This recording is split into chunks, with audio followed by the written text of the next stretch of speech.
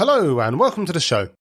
I'm your host, Jason Knight, and on each episode of this podcast, I'll be having frank and open conversations about building and marketing products and building the businesses behind them.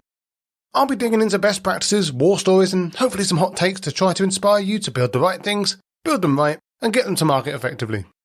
If you want more of that sort of thing, why not head over to onenightinproduct.com where you can sign up to the mailing list, subscribe on your favourite podcast app, or follow the podcast on your favourite social media platform, and guarantee you never miss another episode again.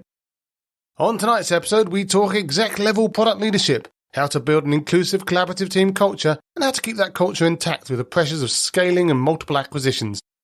We talk about beautiful business software. No, not software for beautiful businesses, but how to make back-office software shine and keep UX at the heart of your decision-making.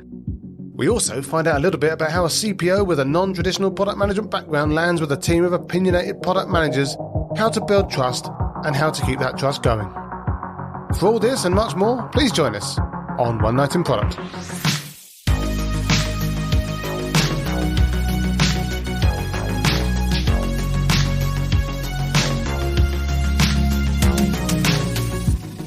So my guest tonight is Anna Curzon.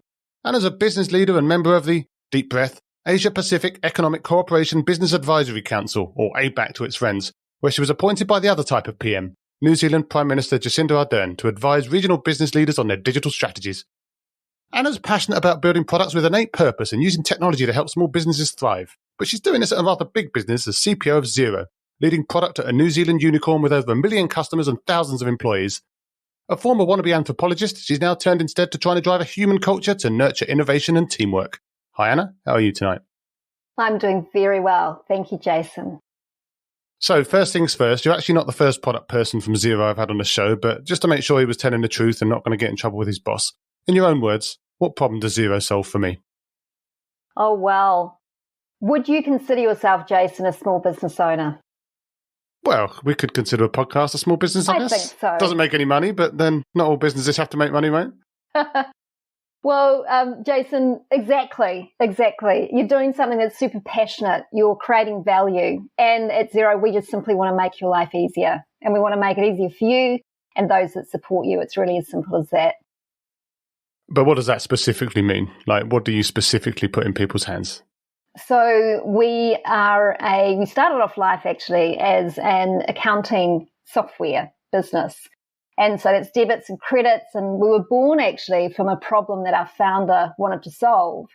And he'd started his own business and he went into his accountant and said, this is just rubbish. I don't have, the information I need. I can't really look forward and plan out my business.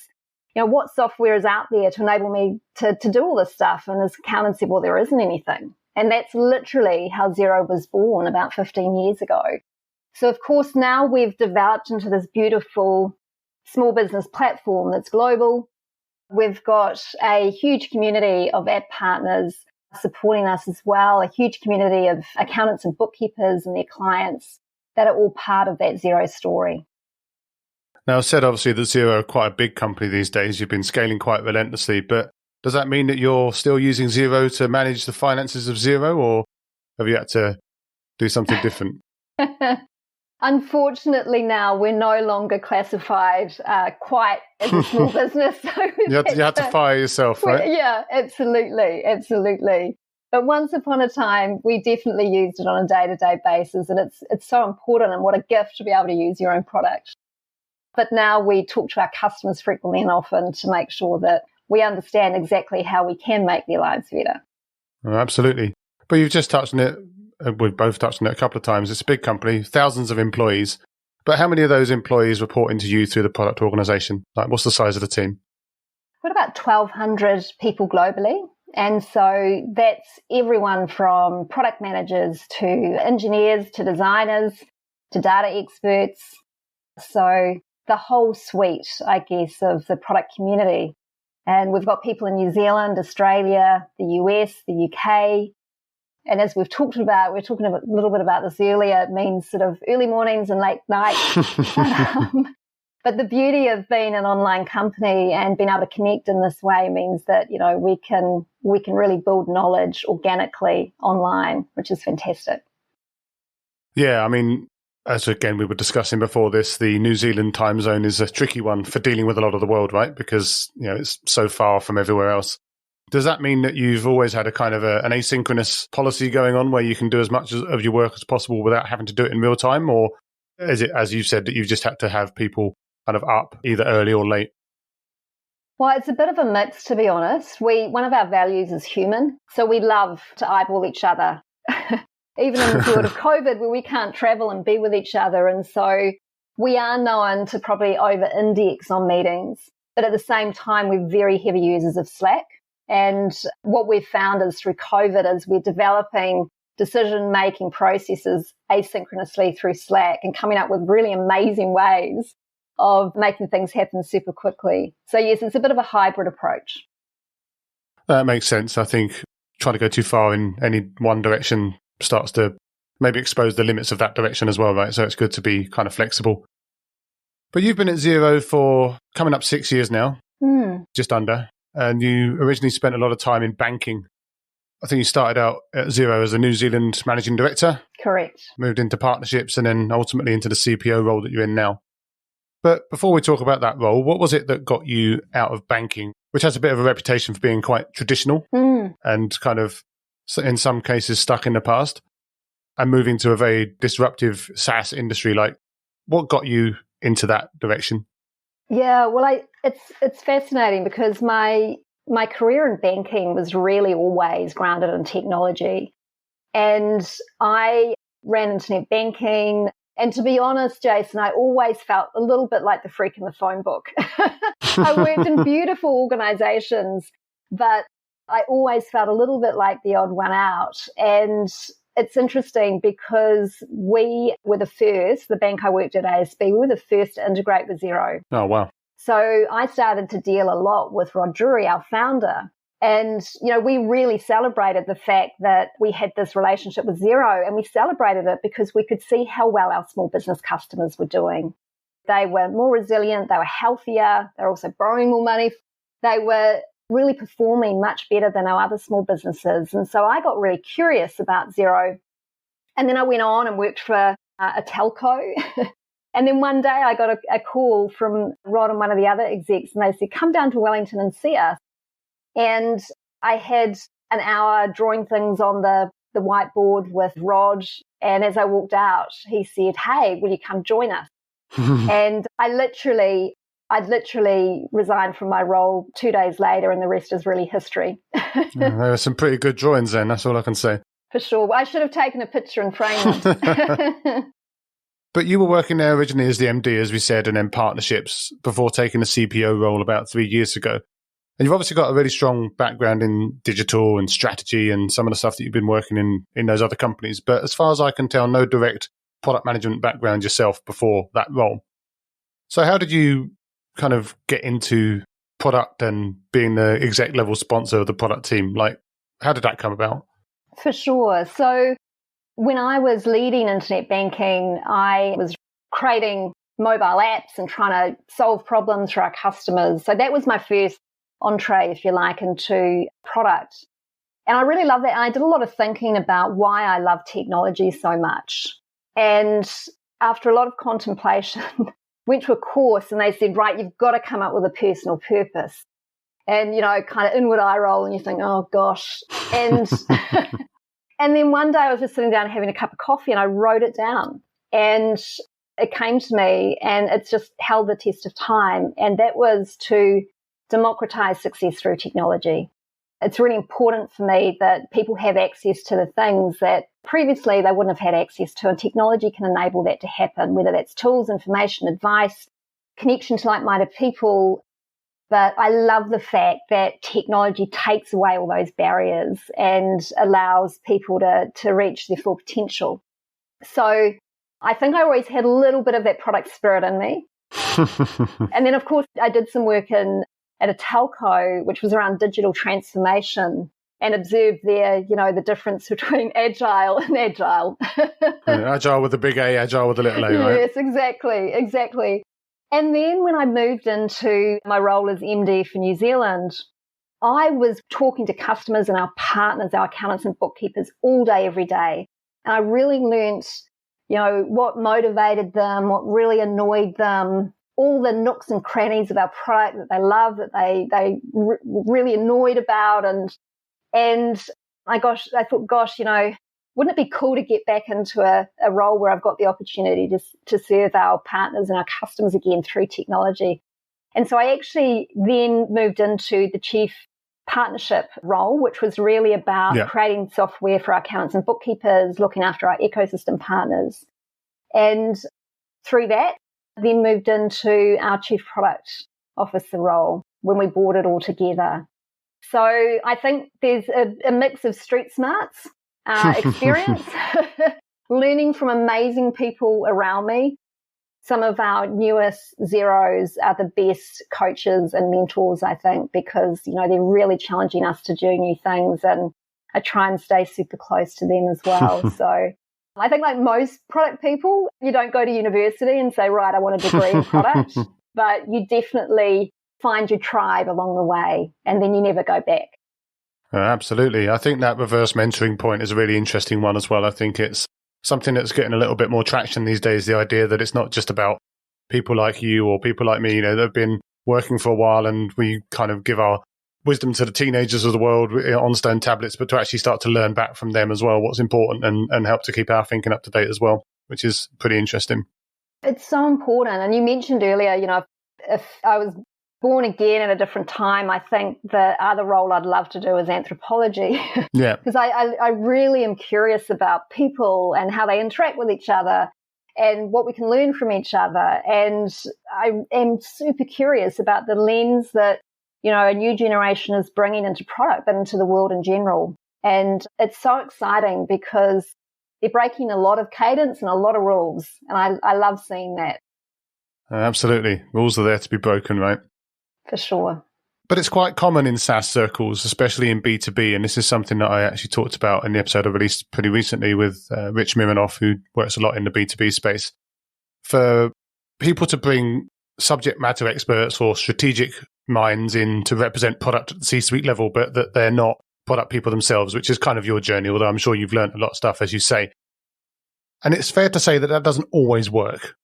It does sometimes, it doesn't other times. Really depends on that person that they bring in and their interests and how open to learning things they are and how flexible they are. But you've obviously got to get the nuts and bolts stuff done day to day. Is it then a case where you really just have some strong product VPs, heads of products that are sitting there beneath you and that you're concentrating on the strategy, the big picture and those partnerships? Or do you kind of get involved in that nuts and bolts stuff quite a lot yourself as well? Yeah, it's, I guess, the whole tranche of what we know as product. We make sure that we're connecting with our customers regularly. And when I meet with customers, I don't introduce myself as, Anna, the Chief Product Officer at Xero. I'm just another person in the product team. So that's really important to me. And, I've got a beautiful group of product leaders around me that have also grown up in product through different vices. In fact, Craig Walker, who was our founding CTO, was employee number 2 with Rod Drury, founded Xero in Wellington. He's now in Washington, and he's leading a big portfolio for me. So he started off life as an engineer, now leading a product portfolio. And we've got people that have come from many different sort of walks of life. So for me, that's really super important. 50% of our team are female in terms of my product leadership team. Wow. And 40% of our product team are Xeros and 40% of our leaders are female. So to me, it's about getting a potpourri, if you like, of people from different experiences, different lenses to really get a diverse and inclusive view of, how we can build beautiful products. For example, Emily Heinlein, who's our executive GM, which I guess in the States would be a VP. There's most people are VPs in the States, right? Oh, there you go. Well, maybe a Grand Poobah VP of design. She worked in Amazon. She worked at Microsoft. She was a Seattle lady for a large part of her career, but her husband is a Kiwi. So she followed him down to New Zealand, and we're really really delighted to have her as part of our wider product leadership team because she brings that strength of working in big technology organizations. So really lucky to have a mix throughout the whole spectrum. Yeah, I was going to ask this later, but it seems like a good point to ask it now. I spoke to someone recently, another New Zealander on the podcast, who was talking about his efforts to really try to drive inclusion, not only in sort of gender and some of the more traditional things that you'd think of with inclusion, but also trying to make sure in the context of New Zealand that you're really tackling the underrepresentation of indigenous people within the product community as well. Is that something that you've had any success with in Xero, or is that something that you think is still a challenge? Oh, look, I think for any product and tech organization, you never say it's done. You never say, no, sure. Hey, we've solved it. The diversity inclusion thing now. What we do is we encourage our people to identify with us, in terms of their background, in whichever way they like to describe it, so we can really understand how well we're doing. In New Zealand, we do have a number of really super smart, intelligent people from Māori, Pacifica, our Asian community, and I love that. We also do things such as ally training. We're just rolling out a series of workshops now, and we've had about 400 of our product and tech people go through that, and I've gone through the training myself, and that was really important for me because you can invite people into the organization, but it's really our responsibility to make sure that the environment that they're in is one where they do feel like people understand their privilege. They do feel like there's someone who'll speak up on their behalf if they feel like there's microaggressions going on. Absolutely, and you can never assume that, oh, no, that's not us. Part of this is really self-awareness and understanding who we are. I think it's one of the most important things for us to do as a product community is really to create that environment for diversity to thrive. 100%. But like you say, never actually solved, but as long as it's going in the right direction, then it feels like at least some level of progress there. But back to those product people, I mean, us product managers can be a pretty opinionated bunch from time to time.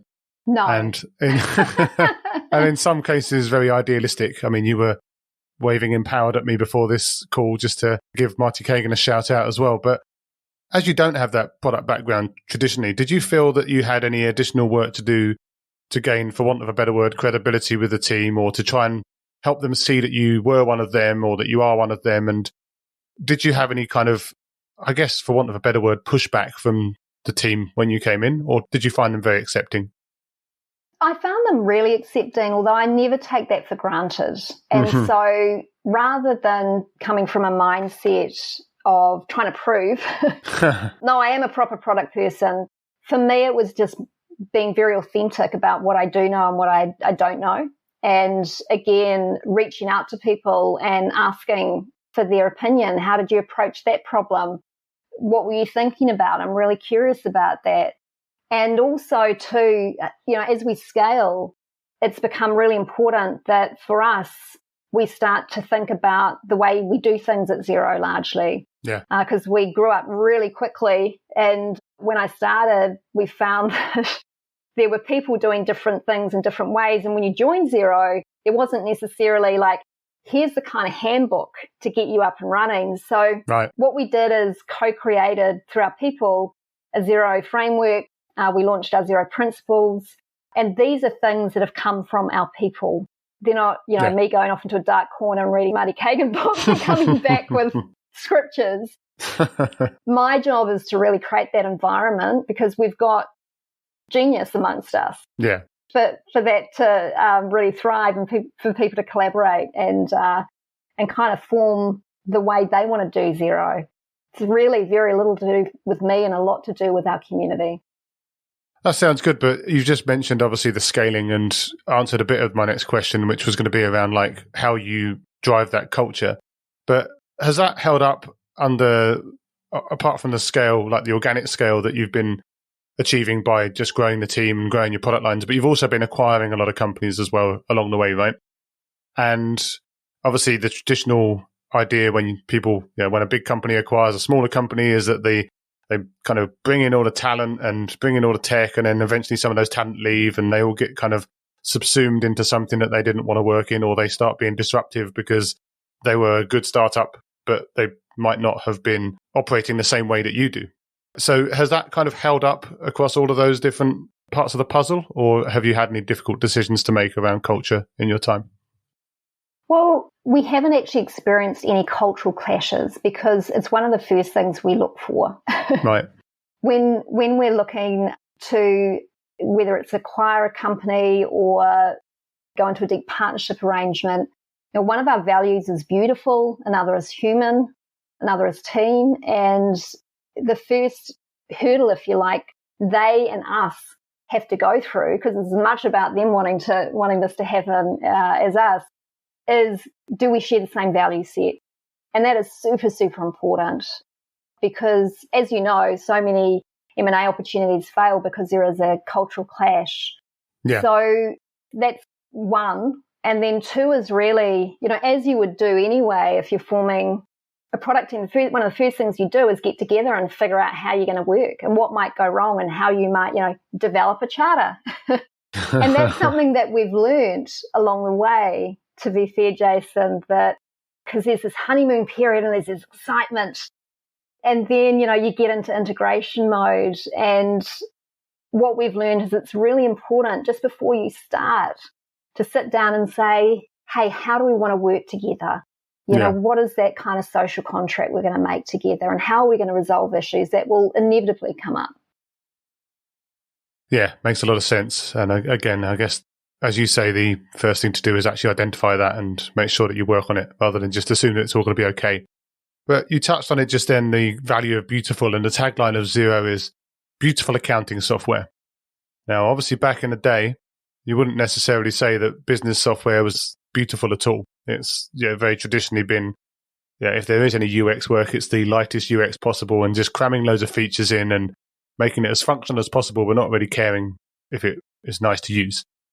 But that's obviously not where you're coming from. But how do you weigh up all of your competing demands around functionality and integrations against that beautiful design and having a really good interface and a really good experience for people? Because that presumably causes some tension from time to time in a sort of prioritization perspective.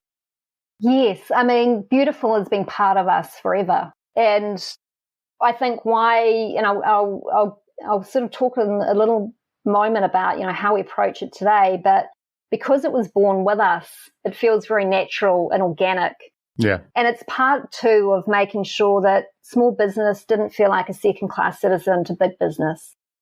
Small businesses create the lion's share of jobs worldwide. About 90% of businesses are small businesses, contribute about 40% of GDP, and we felt like they'd been underserved for so long. So one of the friction points we want to take away is not just function, but also any sort of UI friction.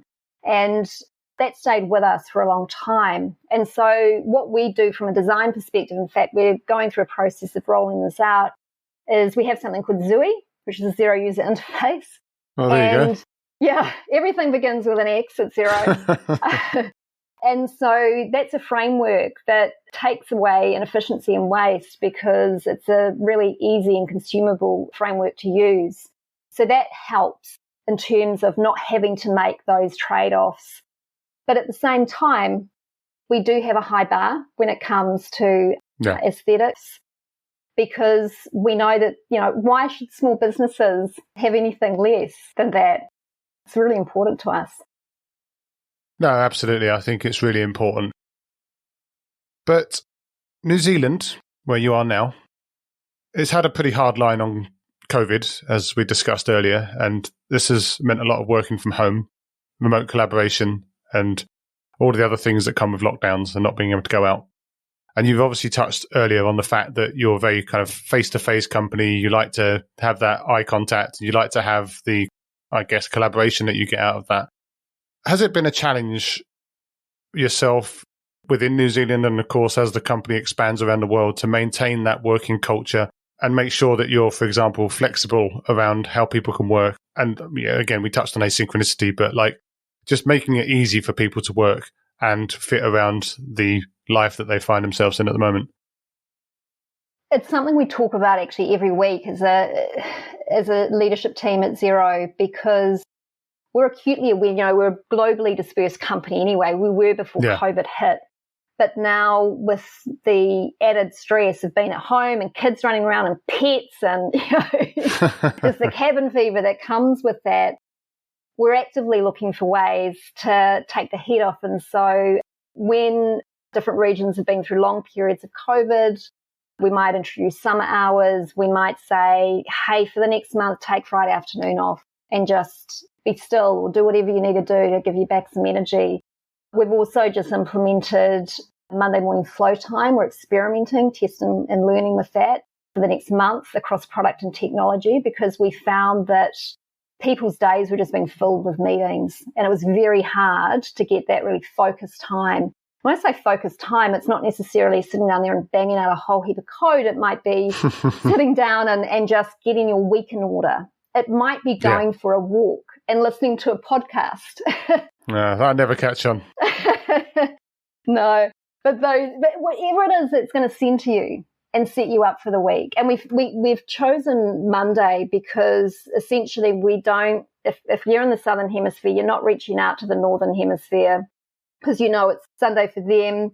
And then when we wake up on a Tuesday morning, it's Monday afternoon for the US. So that's working really well. We're getting a lot of good feedback. We'll change some things, no doubt. But it's just one example, I guess, of just trying to think creatively about how we can help. Yeah, absolutely. I think, again, the whole idea that people have to be chained to their desk for 8 hours a day, non-stop. I mean, there's been a lot of stories in the news up here. I don't know how it is down your end of the globe, if globes have ends. The basic idea that companies are trying to invest a lot in productivity tracking tools and kind of attendance tracking tools and stuff like that to try and make sure that the staff are effectively being as monitorable as they are at the office. Wow. It sounds from what you said that you're not at all a fan of that. No. In fact, one of the first things our CEO, Steve Vammer, said when COVID hit was just do the best you can. Yeah. It's all we ask, just do the best you can. And it's what we've repeated time and time again. And every time we say that, we get a real surge of feedback from our people saying, thank you, because it's hard. This is really hard. And so, if you treat people like adults and you've invested in, these really smart, talented, motivated people coming into your organization, that's a real privilege. Yeah. And I can't imagine a day where you'd want to do anything to make them feel like you're suspicious, because, this is all about relationships. And I think you'd be surprised. Look, I think for us, it is really important that, again, it's our human value. We know that when you're in a position where you're feeling motivated, rewarded, sustained, everything we know about science and the brain means you're going to be doing the best work of your life. Yeah. If you're under a threat response, that's not going to happen. You're going to be having amygdala explosions. You're going to be thinking, oh my gosh, I better type something because someone might be monitoring, how many keystrokes I type on my board. Yeah. It's just it's not healthy, and all the science says it's not productive, ironically. Yeah, it just reminds me of the quote from the great film Office Space, which is, all that'll do is make you work just hard enough not to get fired, which I think is fair enough.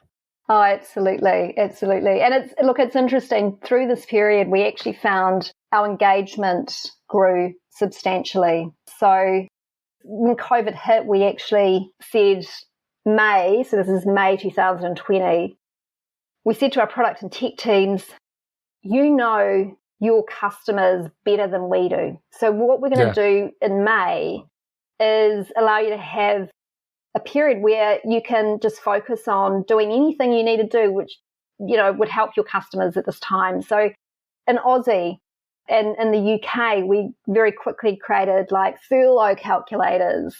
Right. Yeah. We made sure it was super simple to be able to, for small businesses with employees, to get the benefits that were offered to them by the various governments. Yeah. So that ship it month we delivered a huge amount of value in quite a short space of time by just stepping back and saying to our people, you do what you need to do to support our customers right now, because you actually know what's going to make a difference.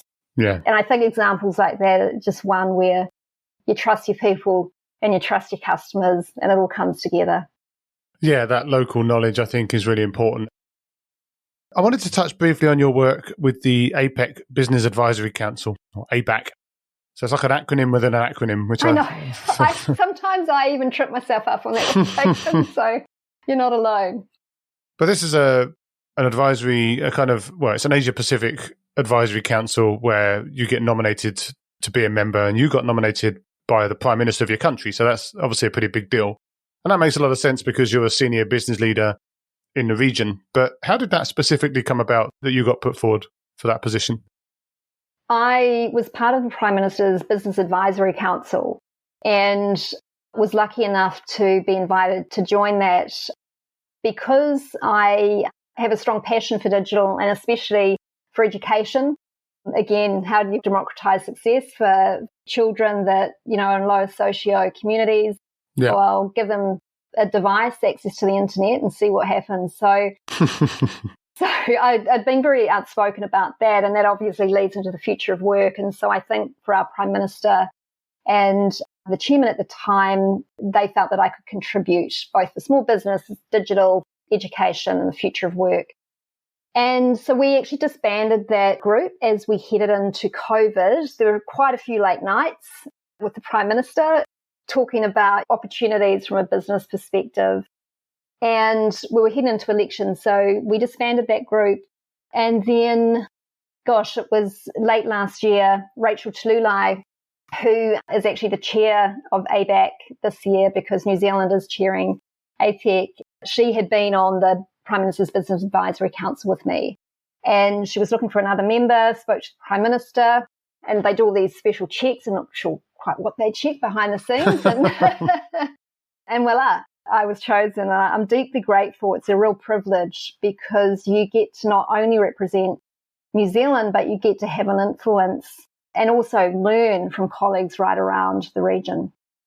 Yeah, it sounds like a really good opportunity. But have there been any really exciting outputs from that so far that you're really proud of, or is that very much work in progress since you've only been there for a few months? Well, I was lucky enough to be on chair a digital task force, which was focused on how we can enable small businesses to succeed, through technology, funnily enough. And so some of the things that we've recommended back to the leaders, a few things, access to education and enablement, implementing things like e-invoicing, which is, really important in terms of impact on cash flow and the speed and value of cash around an economy. So things like AI, interoperability, a whole host of recommendations. We're in this position now, Jason, where the technology is there. And, as Mark Andreessen said, I think during COVID, it's time to build. We just need the humans to hold hands and jump together. So very strong recommendations with a very strong digital agenda this year for APEC, definitely. Sounds brilliant. But who's going to be the next unicorn then down there? Oh, gosh. There are so many in our app community. I actually think anyone that's dealing, and I don't want to pick any favourites, but anyone who is looking to use AI and machine learning to solve everyday problems, not, oh, cool, we can do this, now what problem could we solve with it? But people who are really looking to solve everyday problems through smart data, I think you've got to keep an edgy eye on. And there's quite a few in our ecosystem. I will make sure that I keep ahead of the trade press and invest accordingly. But what's next for Xero? Any big new releases or strategic initiatives we should start getting excited about? Or are you kind of keeping it under your hat for now? Well, we've got a few exciting things coming up. Obviously, I can't talk about all of them, but... Oh, come on, you can do it. Look, definitely we continue to invest, especially, we've got an amazing community across Australia and New Zealand, but really investing and putting product teams into the US, along with Canada and the UK, just solving, from a minimal level product perspective, solving the things that we know are really important to a small business. And it's stuff like high integrity data coming in to their accounting software, so they're not going to have to manually enter stuff us being able to do beautiful things with that. So, we've got a great cash flow tool, Analytics Plus. They can start to go, oh gosh, I might need some money soon to help me through this period. We acquired Waddle, which is an invoice financing organisation down in Australia.